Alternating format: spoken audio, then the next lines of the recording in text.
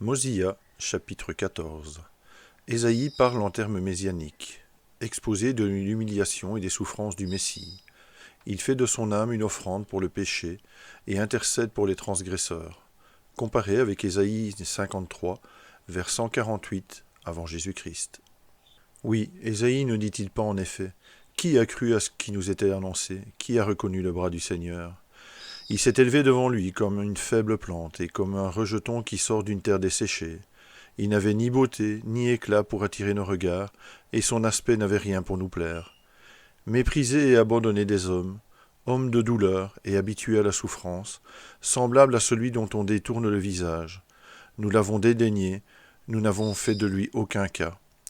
Cependant, ce sont nos souffrances qu'il a portées. C'est de nos douleurs qu'il s'est chargé, et nous l'avons considéré comme puni, frappé de Dieu et humilié. Mais il était blessé pour nos péchés, brisé pour nos iniquités. Le châtiment qui nous donne la paix est tombé sur lui, et c'est par ses meurtrissures que nous sommes guéris.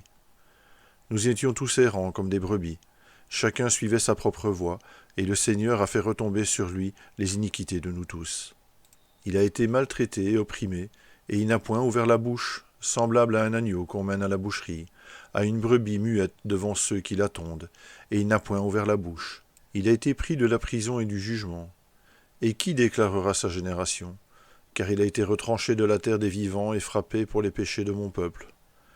On a mis son sépulcre parmi les méchants, son tombeau avec le riche, quoiqu'il n'eût point commis de mal et qu'il n'y eût point eu de fraude dans sa bouche.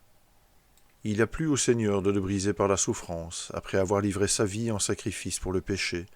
Il verra une postérité et prolongera ses jours, et l'œuvre du Seigneur prospérera entre ses mains. À cause du travail de son âme, il rassasiera ses regards par sa connaissance.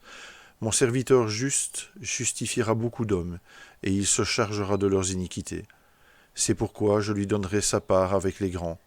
Il partagera le butin avec les puissants, parce qu'il s'est livré lui-même à la mort et qu'il a été mis au nombre des malfaiteurs, parce qu'il a porté les péchés de beaucoup d'hommes et qu'il a intercédé pour les coupables.